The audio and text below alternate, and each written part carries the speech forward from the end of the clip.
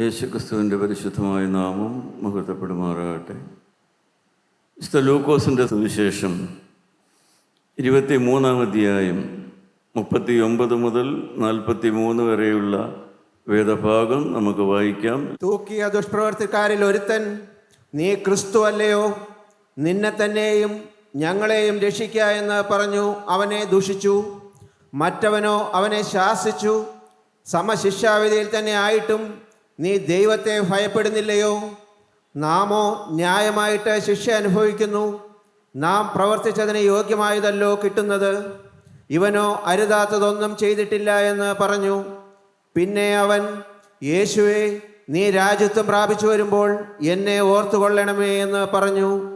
യേശു അവനോട്, ഇന്ന് നീ എന്നോടുകൂടെ പറുദീസായിൽ ഇരിക്കുമെന്ന് ഞാൻ സത്യമായിട്ട് നിന്നോട് പറയുന്നു എന്ന് പറഞ്ഞു.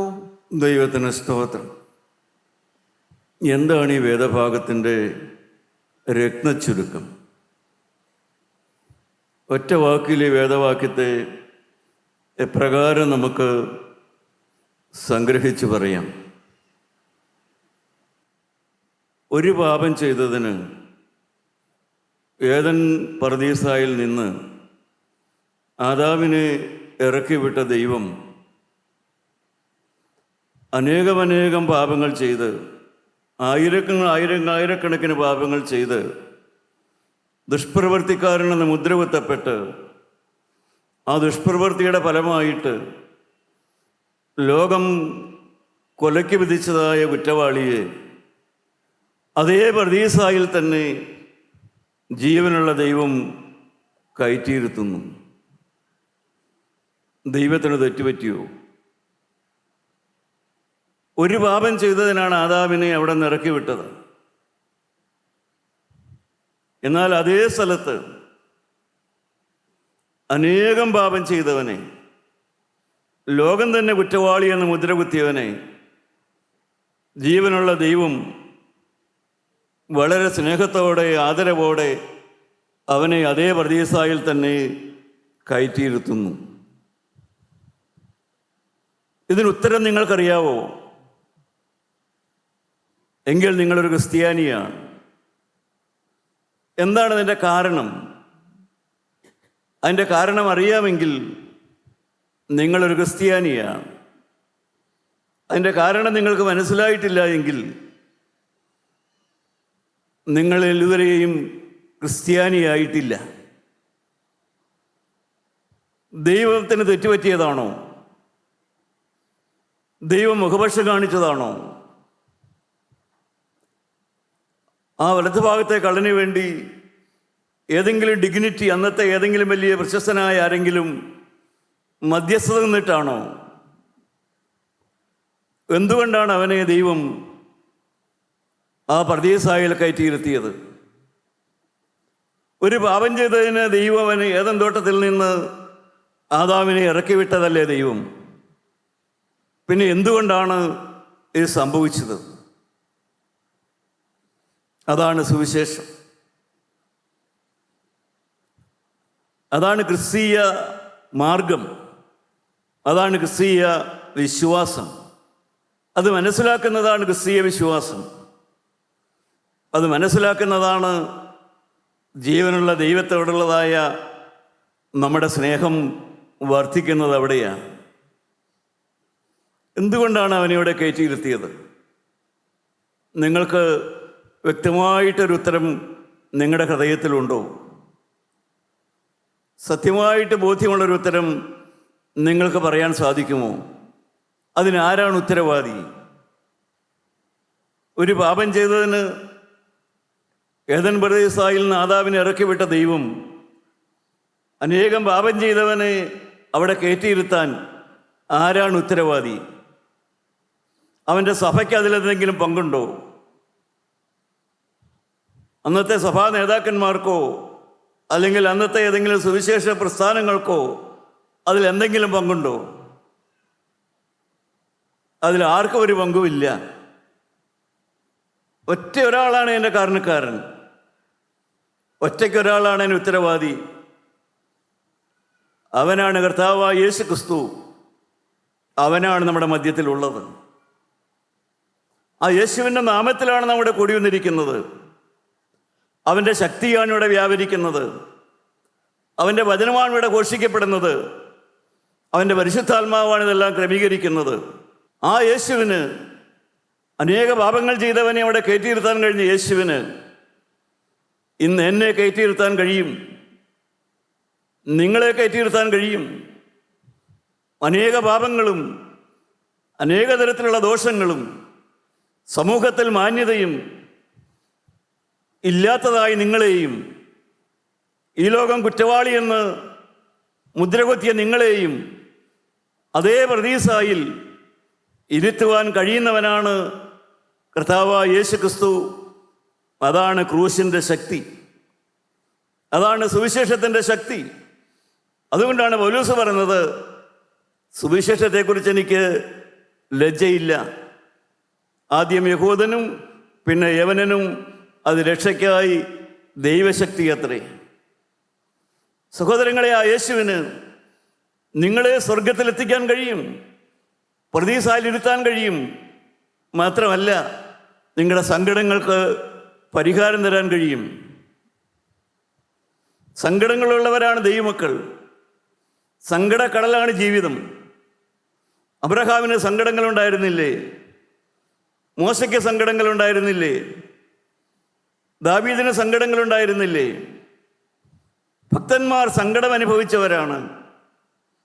ഭക്തന്മാർ പല കാര്യത്തിലും സംശയിച്ചു പോയവരാണ്, ഭയപ്പെട്ടു പോയവരാണ്. അബ്രഹാം സങ്കടപ്പെട്ടു, എനിക്കൊരു മകനുണ്ടാകുമോ, എനിക്കൊരു കുഞ്ഞ് പിറക്കുമോ? വർഷങ്ങൾ കഴിഞ്ഞു, ലോകപ്രകാരം സാധ്യതകൾ കുറഞ്ഞു വരുന്നു, എനിക്കൊരു കുഞ്ഞ് പിറക്കുമോ എന്ന് അബ്രഹാം ഏറെ സംശയിച്ചു. സങ്കടങ്ങൾ അനുഭവിച്ച മനുഷ്യൻ.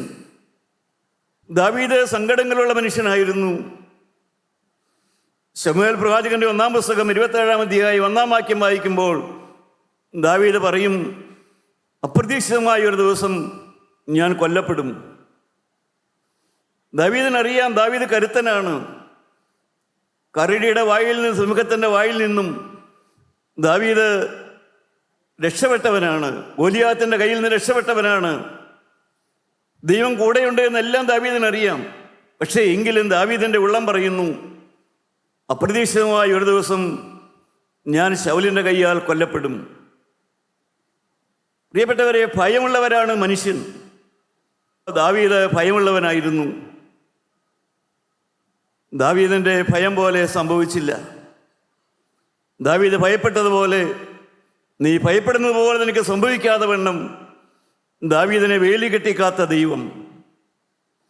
മോശയ്ക്ക് ഭയമുണ്ടായിരുന്നു. എന്തായിരുന്നു മോശയുടെ ഭയം? മോശയുടെ ഭയം വേറൊന്നുമല്ല. പുറപ്പാട് പുസ്തകം 33-ാം അധ്യായം 13-ാം വാക്യത്തിൽ മോശ പറയും, ദൈവമേ, എങ്ങനെയാ മുന്നോട്ട് പോകേണ്ടതെന്ന് എനിക്കറിയാൻ മേല. എനിക്ക് ദൈവത്തോടു കൂടെ പോകണമെന്നുണ്ട്, പക്ഷെ എങ്ങനെ പോകുമെന്ന് എനിക്ക് അറിഞ്ഞുകൂടാ. ഞാൻ എങ്ങനെ ദൈവത്തോടു കൂടെ നടക്കും? ഞാൻ എങ്ങനെ കനാൻ നാട്ടിലെത്തും?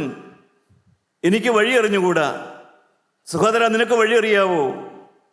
നീ പോകേണ്ട പാത നിനക്കറിയാവോ? എങ്ങനെ ജീവിക്കണമെന്ന് നിനക്കറിയാവോ? എങ്ങനെ ജീവിച്ചാൽ ദൈവരാജ്യത്തിലെത്തുമെന്ന് നിനക്കറിയാവോ?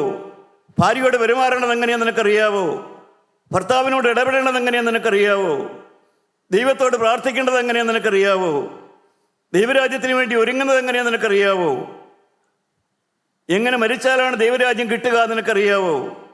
ആരെ വിളിച്ചാണ് പ്രാർത്ഥിക്കേണ്ടതെന്ന് നിനക്കറിയാവോ? ആരാണ് നിന്നെ ദൈവരാജ്യത്തിൽ എത്തിക്കുന്നത് നിനക്കറിയാവോ?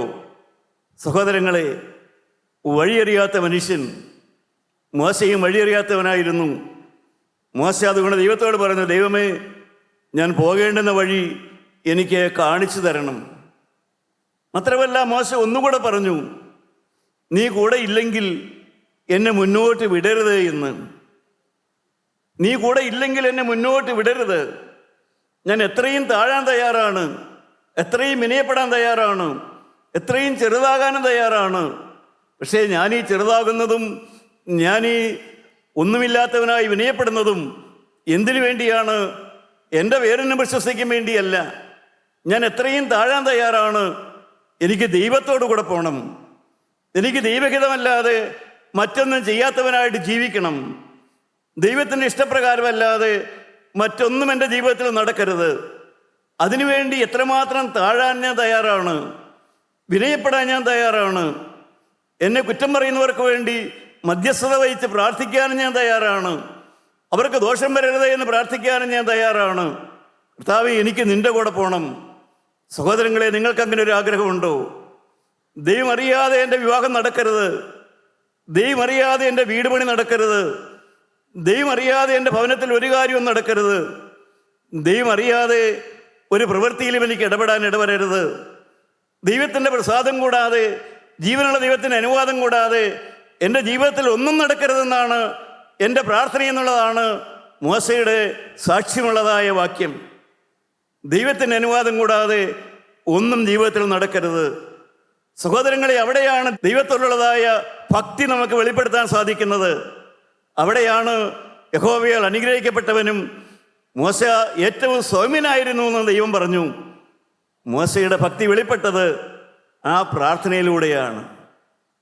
ദൈവമേ, എങ്ങനെ മുന്നോട്ട് പോകുമെന്ന് എനിക്ക് അറിഞ്ഞുകൂടാ. സഹോദരങ്ങളെ, ഞാൻ നിങ്ങളോട് എളിമയോടെ അപേക്ഷിക്കുകയാണ്.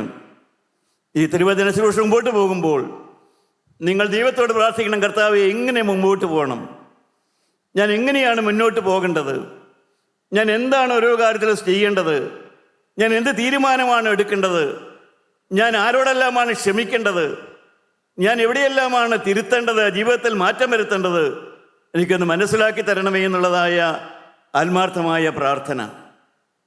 പ്രിയപ്പെട്ടവരെ, നാം വായിച്ച വേദഭാഗത്തേക്ക് നമുക്ക് വരുമ്പോൾ നമുക്ക് മനസ്സിലാക്കാം. 23-ാം അധ്യായത്തിൻ്റെ 39-ാമത്തെ വാക്യം വായിക്കാം. തൂക്കിയ ദുഷ്പ്രവർത്തിക്കാരിൽ ഒരുത്തൻ, നീ ക്രിസ്തു അല്ലയോ, നിന്നെ തന്നെയും ഞങ്ങളെയും രക്ഷിക്ക എന്ന് പറഞ്ഞു. ദൈവത്തിന് സ്തോത്രം. അവൻ പറയുകയാണ്, എനിക്ക് കുഴപ്പമൊന്നുമില്ല, എനിക്ക് പാപമൊന്നുമില്ല, പക്ഷേ ദൈവം ശരിയല്ല, ദൈവം ശരിയല്ല, ദൈവം എന്നെ രക്ഷിക്കുന്നില്ല, ദൈവം എന്നെ സഹായിക്കുന്നില്ല. എനിക്ക് പാപമുണ്ടെന്ന് അവനൊരു ബോധമില്ല. അവൻ്റെ പാപം കൊണ്ടാണ് അവൻ ശിക്ഷ വന്നതെന്ന് അവനൊരു ബോധവുമില്ല. അതവൻ സമ്മതിക്കുന്നില്ല, അതൊരു അഡ്മിറ്റ് ചെയ്യുന്നില്ല. എൻ്റെ പാപം കൊണ്ടാണ് എനിക്ക് തിന്മ വന്നത്, അതുകൊണ്ടാണ് ഞാൻ ഈ ക്രൂശിൽ മരിക്കേണ്ടി വന്നത്, കഷ്ടത വന്നതെന്ന് അവന് ബോധ്യമില്ല. പകരം അവനൊരു ബോധ്യമുള്ളത്, ദൈവത്തിന് ശക്തിയില്ല. ദൈവത്തിന് ശക്തിയില്ലാത്തത് കൊണ്ട് ആ ദൈവം എന്നെ ഈ കഷ്ടത്തിൽ നിന്ന് വിടുവിക്കുന്നില്ല. പ്രിയപ്പെട്ടവരെ, നിങ്ങൾ പാപബോധമുള്ളൊരു വ്യക്തിയാണോ? നിങ്ങൾക്ക് പാപമുണ്ട് നിങ്ങൾ സമ്മതിക്കുന്ന വ്യക്തിയാണോ?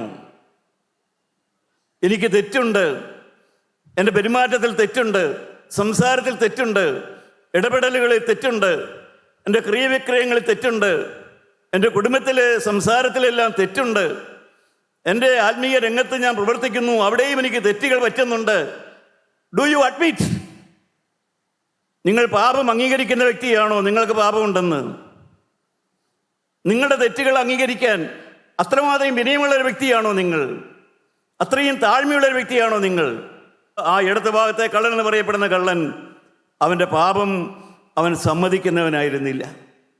ഇന്ന് അനേകരുണ്ട് പാപം സമ്മതിക്കാൻ വിമുഖരായ അനേകർ സമൂഹത്തിലുണ്ട്, വീടുകളിലുണ്ട്. നമ്മുടെ എല്ലാം വീടുകളിലില്ലേ? നാം എല്ലാവരും നമ്മുടെ വീടുകളിൽ നമ്മുടെ പാപം സമ്മതിക്കാറുണ്ടോ?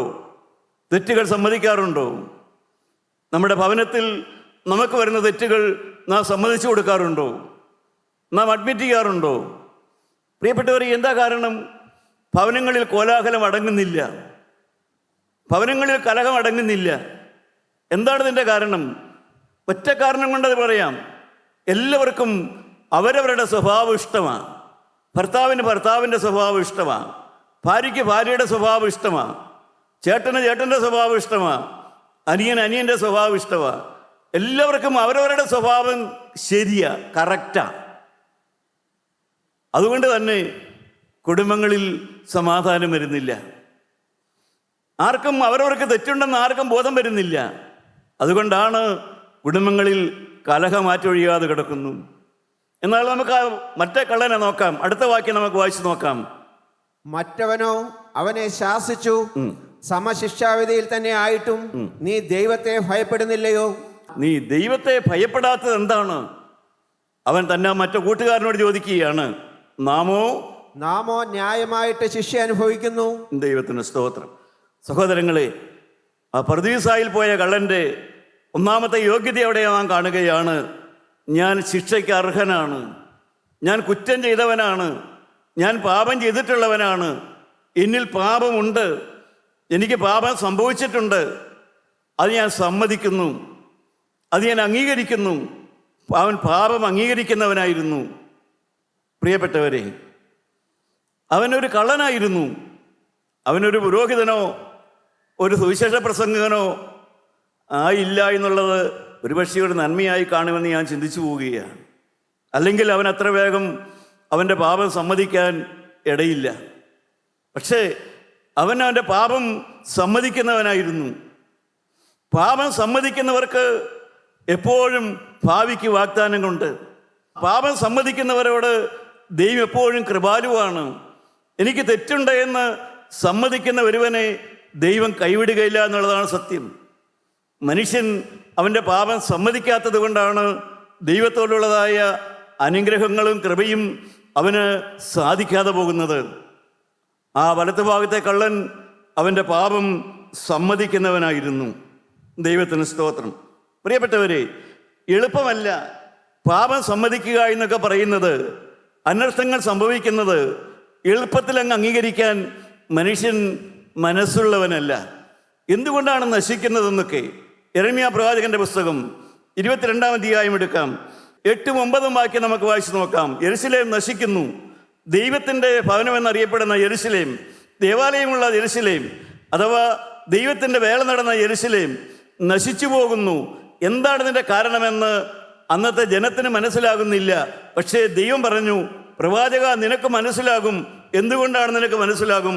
നമുക്ക് വായിച്ചു കേൾക്കാം. അനേകം ജാതികളും ഈ നഗരം വഴി കടന്നു പോകുമ്പോൾ ഓരോരുത്തൻ താൻ്റെ കൂട്ടുകാരനോട് ഈ മഹാനഗരത്തോട് യഹോവ എങ്ങനെ ചെയ്തത് എന്ത് എന്ന് ചോദിക്കുകയും അവർ തങ്ങളുടെ ദൈവമായ യഹോവയുടെ നിയമം ഉപേക്ഷിച്ച് അന്യദേവന്മാരെ നമസ്കരിച്ച്. പ്രിയപ്പെട്ടവരെ, അനേകർ ചോദിക്കും, എന്തുകൊണ്ടാണ് ക്രിസ്ത്യാനിറ്റിക്ക് എന്ത് പറ്റി?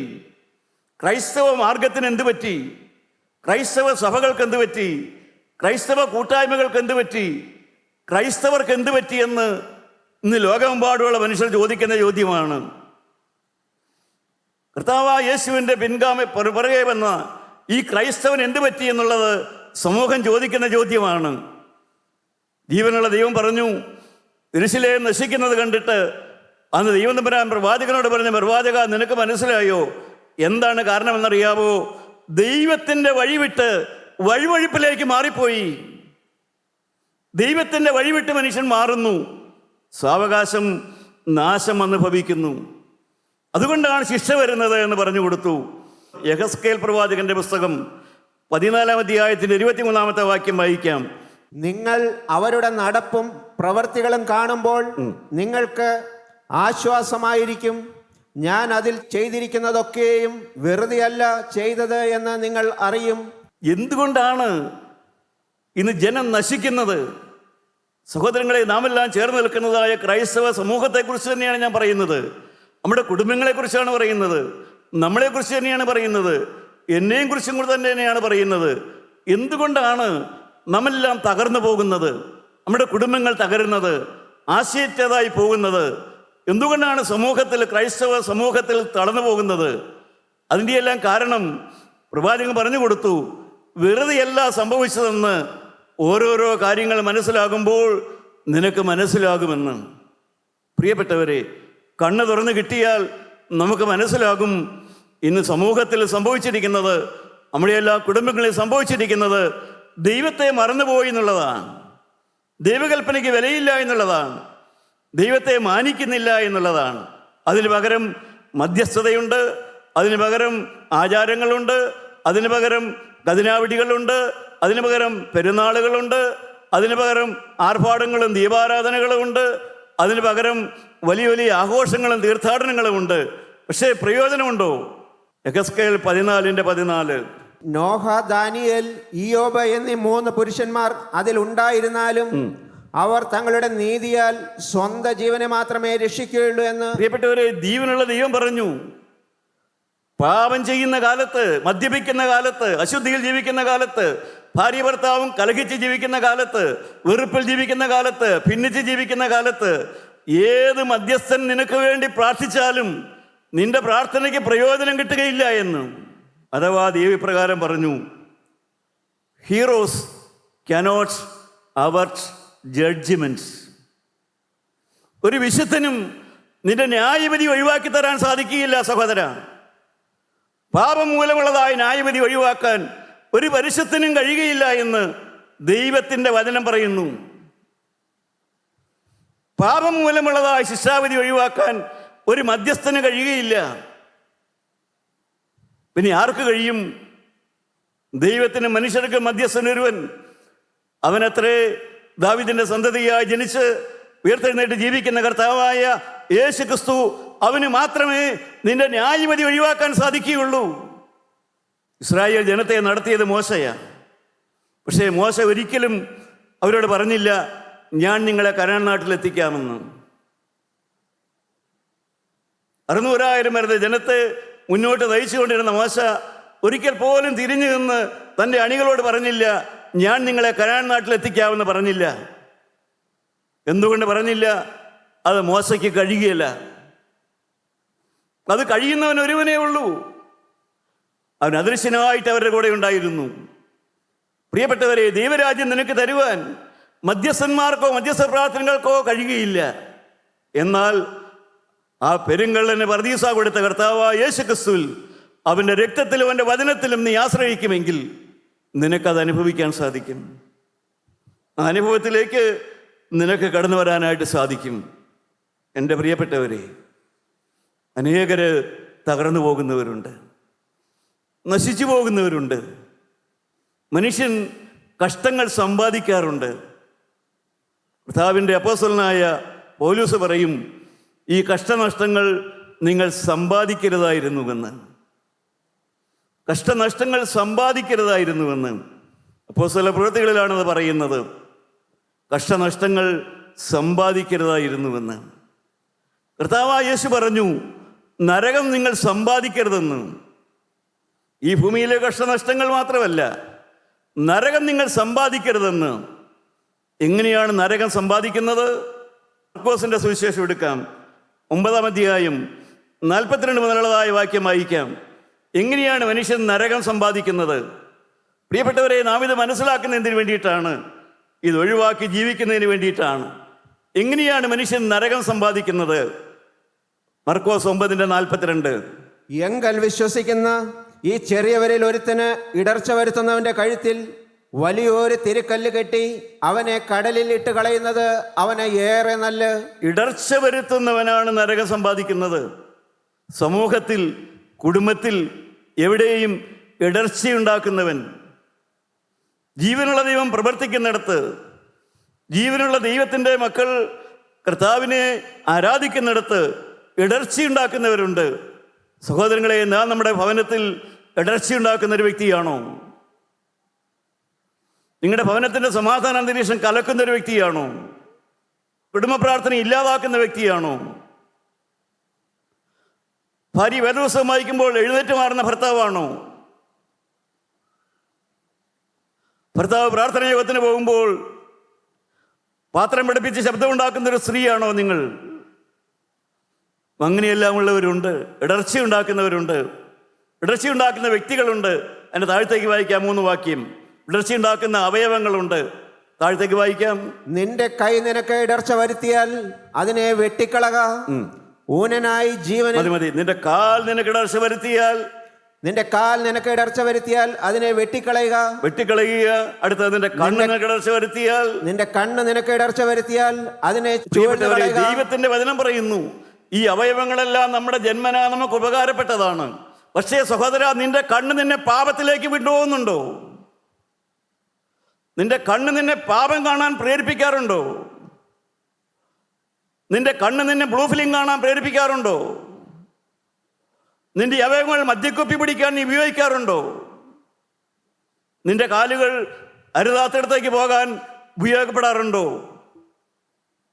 അതാണ് കർത്താവ് പറയുന്നത്, ഇടർച്ചയുണ്ടാക്കുന്ന വ്യക്തികളുണ്ട്, ഇടർച്ചയുണ്ടാക്കുന്ന അവയവങ്ങളുണ്ട്. മനുഷ്യരായ നമ്മുടെ അവയവങ്ങളെല്ലാം നമുക്ക് വേണ്ടത് തന്നെയാണ്. പക്ഷേ നാം സൂക്ഷിച്ചില്ല എങ്കിൽ നമ്മുടെ അവയവങ്ങൾ നമുക്ക് നരകത്തിലേക്കുള്ളതായ വഴികളായിട്ട് തീരും. പ്രിയപ്പെട്ടവരെ, ഞാനീ എറണാകുളത്ത് MG റോഡിൻ്റെ അരികിൽ മദ്യവെച്ച് കിടന്നിട്ടുള്ള മനുഷ്യനാണ്.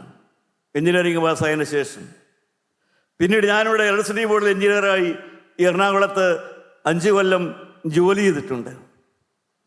ഞാൻ ഛർദ്ദിച്ച് കിടന്ന സ്ഥലത്തു കൂടെയെല്ലാം ഡിപ്പാർട്ട്മെൻറ്റ് ജീപ്പിൽ ഞാൻ അതിൻ്റെ മുഖത്ത് യാത്ര ചെയ്തിട്ടുണ്ട്.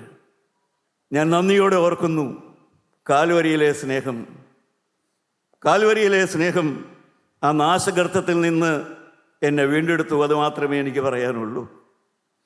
എൻ്റെ കൈ എനിക്ക് ഇടർച്ച വരുത്തുമായിരുന്നു, എൻ്റെ കണ്ണെനിക്ക് ഇടർച്ച വരുത്തുമായിരുന്നു, എൻ്റെ ഇന്ദ്രിയങ്ങൾ എനിക്ക് ഇടർച്ച വരുത്തുമായിരുന്നു, പാപം ചെയ്യാൻ പ്രേരിപ്പിക്കുമായിരുന്നു. എന്നാൽ പ്രിയപ്പെട്ടവരെ, ജീവനുള്ള ക്രിസ്തുവിൻ്റെ സുവിശേഷം എനിക്ക് കേൾക്കുവാനും അറിയുവാനും ഇടവന്നു. കർത്താവായ യേശുവിനെ എൻ്റെ 35-ാമത്തെ വയസ്സിൽ ഞാൻ എൻ്റെ ഹൃദയത്തിലേക്ക് വിളിച്ചു. യേശു എൻ്റെ ഹൃദയത്തിൽ വന്നു. യേശു എൻ്റെ ഹൃദയത്തിൽ വന്നപ്പോൾ എൻ്റെ ഭവന അന്തരീക്ഷം മാറി, എൻ്റെ ഭവനത്തിലെ കോലാഹലങ്ങൾ മാറി, എൻ്റെ ഭവനത്തിൽ കുടുംബ പ്രാർത്ഥനയുണ്ടായി. ഞാനും എൻ്റെ ഭാര്യയും തമ്മിൽ വലിയ സ്നേഹത്തിലായി, വലിയ അടുപ്പത്തിലായി. ഞങ്ങൾക്ക് 2 പേർ കർത്താവിൽ അടുത്ത സ്നേഹമായി തീർന്നു. പ്രിയപ്പെട്ടവരെ, നല്ല ആത്മീയ ബന്ധങ്ങൾ കർത്താവ് തന്നു. എല്ലാം ഞാൻ നന്ദിയോടെ ഓർക്കുകയാണ്. ദൈവത്തിന് സ്തോത്രം. വലത്തെ ഭാഗത്തെ കള്ളന് ഒരു ഗുണമേ കിട്ടിയുള്ളൂ, അവൻ കുറ്റവാളിയാണെന്ന് അവൻ സമ്മതിക്കുന്നവനായിരുന്നു. അവിടെ അവൻ്റെ അനുഗ്രഹം തുടങ്ങി. നിങ്ങൾ അത് സമ്മതിക്കാൻ തുടങ്ങിയാൽ നിങ്ങളുടെ അനുഗ്രഹം ആരംഭിക്കും. പ്രിയപ്പെട്ടവരെ, എനിക്ക് പാപമുണ്ട്, എനിക്ക് തെറ്റുണ്ട്, എൻ്റെ പെരുമാറ്റത്തിൽ തെറ്റുണ്ട്, പല കാര്യത്തിലും എനിക്ക് തിരുത്താനുണ്ട് എന്ന് നിങ്ങൾ സമ്മതിക്കുന്ന നാളിലാണ് നിങ്ങളുടെ നല്ല കാലം ആരംഭിക്കും എന്ന് ഞാൻ പിന്നെയും പറയട്ടെ. പ്രിയപ്പെട്ടവരെ, ദൈവത്തിന് സ്തോത്രം. ജീവനുള്ള ദൈവം ആ യേശു ക്രിസ്തുവുമായി എന്ത് ബന്ധമാണ് നമുക്കുള്ളത്? ഈ കർത്താവായ യേശു ക്രിസ്തുവുമായി എന്ത് ബന്ധമാണ് നമുക്കുള്ളത്? ഇസ്ഹാക്കും ഇസ്ഹാക്കിൻ്റെ മകൻ ഏശാവും തമ്മിൽ അപ്പനും മകനുമായിരുന്നു, രക്തബന്ധമായിരുന്നു. പക്ഷേ അതുകൊണ്ട് ഏശാവിന് എന്തെങ്കിലും ഗുണം കിട്ടിയോ? ഭക്തനായ തൻ്റെ അപ്പൻ ഇസ്ഹാക്കുമായിട്ട് ഏശാവിന് രക്തബന്ധമുണ്ടായിരുന്നു. പക്ഷെ ആ രക്തബന്ധം കൊണ്ടും ഏശാവിന് ഗുണം കിട്ടിയില്ല. കായേനും ഹാബേലും തമ്മിൽ രക്തബന്ധമുണ്ടായിരുന്നു. ആ രക്തബന്ധം കൊണ്ട് കായേന് ഗുണം കിട്ടിയില്ല. പ്രിയപ്പെട്ടവരെ, എന്നാൽ മറ്റൊരു ബന്ധമുണ്ട്, അതാണ് ആത്മബന്ധം. ആത്മാവിൽ ദൈവത്തെ ആരാധിക്കുന്ന ദൈവമക്കൾ ഒരുമിച്ച് കൂടി കർത്താവിനെ ആരാധിക്കുമ്പോൾ അവർ ഭാര്യയും ഭർത്താവും മാനസാന്തരപ്പെട്ട് മക്കളും ബോൺ അഗൈൻ എക്സ്പീരിയൻസ് ഉള്ളവരായി കർത്താവിനെ ആരാധിക്കുന്നെങ്കിൽ അതൊരു സ്വർഗീയ കുടുംബമാണ്, അതൊരു സ്വർഗീയ കൂട്ടായ്മയാണ്, അതൊരാത്മബന്ധമാണ്. എന്നാൽ എൻ്റെ കർത്താവ് യേശുക്രിസ്തുവുമായി എനിക്കുള്ള ബന്ധം എന്താണ്? സഹോദര, നിനക്ക് യേശുക്രിസ്തുവുമായുള്ള ബന്ധം എന്താണ്? ഒരു പള്ളി വഴി ബന്ധമാണല്ലോ. യേശുക്രിസ്തു നീയുമായി എന്ത് തരത്തിലുള്ള ബന്ധമാണുള്ളത്? ഒരു പള്ളി വഴി ബന്ധമാണോ നിനക്കുള്ളത്? ദൈവമക്കളെ, എനിക്കും അത്രയൊക്കെ ഉണ്ടായിരുന്നുള്ളൂ. പക്ഷേ ഇന്ന് എനിക്കറിയാം, ഞാനും യേശുക്രിസ്തുവും തമ്മിൽ ഒരു രക്തബന്ധമുണ്ട്, ഒരു രക്തബന്ധമുണ്ട്. അവൻ എന്നെ വില കൊടുത്ത് മേടിച്ചു. പത്രോസിൻ്റെ 1-ാമത്തെ ലേഖനത്തിൽ പറയുന്ന പോലെ, വ്യർത്ഥവും പിതൃപാരമ്പര്യവുമായ നിങ്ങളുടെ നടപ്പിൽ നിന്ന് നിങ്ങളെ വീണ്ടെടുത്തിരിക്കുന്ന, വില കൊടുത്ത് മേടിച്ചിരിക്കുന്നത് ക്രിസ്തു എന്ന നിർദോഷവും നിഷ്കളങ്കവുമായ കുഞ്ഞാടിൻ്റെ വിലയേറിയ രക്തം കൊണ്ടത്രേ. പ്രിയപ്പെട്ടവരെ, ക്രിസ്തുവുമായി ഒരു രക്തബന്ധം, അതാണ് എൻ്റെ സ്വത്ത്, അതാണ് എൻ്റെ സമാധാനം. എന്നെ അവന് വില കൊടുത്ത് മേടിച്ചു. നിങ്ങൾക്കും ഈ സൗഭാഗ്യത്തിലേക്ക് കടന്നു വരാം എൻ്റെ പ്രിയപ്പെട്ടവരെ. ഞാനൊരു ദിവസം കടന്നു പോകും. ഞാനും എൻ്റെ ഭാര്യയും ഞാനും എൻ്റെ മക്കളും ഇതൊക്കെ പരസ്പരം കാണാമറയത്തേക്ക് മറഞ്ഞു പോകും. പക്ഷേ ഞങ്ങളൊക്കെ തമ്മിലും കാണാമറയത്തേക്ക് മറഞ്ഞു പോയാലും ശരി, ഈ ഭൂമിയിലെ ജീവിതം കഴിഞ്ഞാലും കാണപ്പെടുന്നൊരു ബന്ധം എനിക്കുണ്ട്. ഇതിനപ്പുറം ഒരു ബന്ധം എനിക്കുണ്ട്. കർത്താവായ യേശു ക്രിസ്തുവുമായി ഒരു ബന്ധം എനിക്കുണ്ട്. ആ ക്രിസ്തുവാണ് നമ്മുടെ മധ്യത്തിൽ നിൽക്കുന്നത്. നിങ്ങൾക്ക് കുടുംബ സമാധാനത്തിലാക്കാൻ താല്പര്യമുണ്ടോ? ലോകത്തിലെ നീതിന്യായ വ്യവസ്ഥ പറയും ഒരു നിരപരാധി പോലും ശിക്ഷിക്കപ്പെടരുതെന്ന്. എന്നാൽ എൻ്റെ കർത്താവിൻ്റെ വചനം അർപ്പിക്കുന്നു, ഒരു കുറ്റവാളി, കുറ്റം വിധിക്കപ്പെട്ടവനാണ്, കൊല്ലാൻ വിധിക്കപ്പെട്ടവനായ ഒരു കുറ്റവാളിയുടെ ആത്മാവ് പോലും നരകത്തിൽ പോകരുതെന്ന്. അതാണ് സ്വർഗത്തിൻ്റെ നിശ്ചയം. അതാണ് സ്വർഗത്തിൻ്റെ നിശ്ചയം. അതാണ് കർത്താവായ യേശു കാൽവരിയിൽ കാണിച്ചത്. പറഞ്ഞാൽ ആരും വിശ്വസിക്കാത്ത ഒരു കാര്യം, ഒരിക്കലും മറക്കാനാവാത്ത ഒരു കാര്യം. ദൈവമക്കളെ, നമ്മുടെ തലകൾ വണക്കി നിങ്ങളൊന്ന് ആലോചിച്ച് നോക്കൂ. ഒരു കുറ്റവാളി പോലെ ശിക്ഷിക്കപ്പെടരുത്, ഒരു നിരപരാധി ശിക്ഷിക്കപ്പെടരുതെന്ന് ലോകത്തിലെ നീതിന്യായം പറയുമ്പോൾ എൻ്റെ യേശുവിൻ്റെ വചനം പറയുന്നു, ഒരു കുറ്റവാളി പോലെ ശിക്ഷിക്കപ്പെടരുത്. അവന് വേണ്ടി ഞാൻ മരിച്ചു. പാപം ചെയ്ത എല്ലാവരും ഒരുപോലെ ദൈവജയസില്ലാത്തവരായി തീർന്നു. ക്രിസ്തു യേശുവിലെ വീണ്ടെടുപ്പ് മൂലം സൗജന്യമായി എത്രയേ നീതീകരിക്കപ്പെടുന്നത്. നിന്റെ ആത്മാവിനെ വീണ്ടെടുക്കാൻ യേശു ആഗ്രഹിക്കുന്നു. അത്ഭുതം നടത്താൻ യേശു ആഗ്രഹിക്കുന്നു. ഏൽപ്പിച്ചു കൊടുക്കാൻ നിനക്ക് മനസ്സാണോ? കൈനീട്ടി കൊടുക്കാൻ നിനക്ക് സമ്മതമാണോ? നീ നശിക്കാതിരിക്കാൻ, നിന്റെ ആത്മാവ് നശിക്കാതിരിക്കാൻ ക്രിസ്തുവിൻ്റെ കയ്യിലേക്ക് കൊടുക്കാൻ നീ തയ്യാറാണോ? സഹോദരങ്ങളെ, ഞാൻ ഏൽപ്പിച്ചു കൊടുത്തത് ഞാൻ പറഞ്ഞല്ലോ. ആരുണ്ട് പ്രിയപ്പെട്ടവരെ? ഒരു കുറ്റവാളി ശിക്ഷിക്കപ്പെടാതിരിക്കാൻ വേണ്ടി, നിരപരാധിയല്ല, കുറ്റവാളി തന്നെ, ഒരു മദ്യപാനി തന്നെ, ഒരു കൊലപാതകൻ തന്നെ, ഒരു വേശ്യാവൃത്തിക്കാരൻ തന്നെ, ഒരു അടിപിടിക്കാരൻ തന്നെ, ഒരു കോവിഷ്ടൻ തന്നെ നശിക്കാതിരിക്കാനായിട്ട് അവന് വേണ്ടി മരിച്ചവനായ ആ യേശുവിൻ്റെ കയ്യിലേക്ക് ജീവിതം ഏൽപ്പിച്ചു കൊടുക്കാൻ ഇന്ന് ആരെങ്കിലും തയ്യാറുണ്ടെങ്കിൽ അവർ ദയവായി ഇന്ന് കരങ്ങളെ ഉയർത്തുക. കർത്താവേ, കുറ്റവാളി നശിക്കാതിരിക്കാൻ വേണ്ടി. നിഷ്കളങ്കനല്ല, ഞാൻ കുറ്റവാളി അത്രേ, ഞാൻ നല്ലവനല്ല, ഞാൻ നിരുപദ്രവകാരിയല്ല, ഞാൻ ഉപദ്രവകാരിയാണ്, ഞാൻ നിഷ്ഠൂരനാണ്.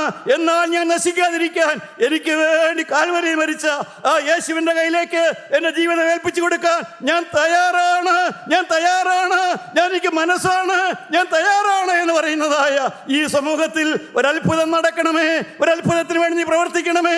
പരിശുദ്ധാത്മാവേ, ഇവരുടെ പേര് ജീവന്റെ പുസ്തകത്തിൽ എഴുതണമേ, ഇവരുടെ കുടുംബങ്ങളോട് മനസ്സലിയണമേ, കണ്ണുനീർ തുടയ്ക്കണമേ, ആശ്വാസം പകരണമേ, ആത്മാവിന്റെ വീണ്ടെടുപ്പ് നടക്കണമേ.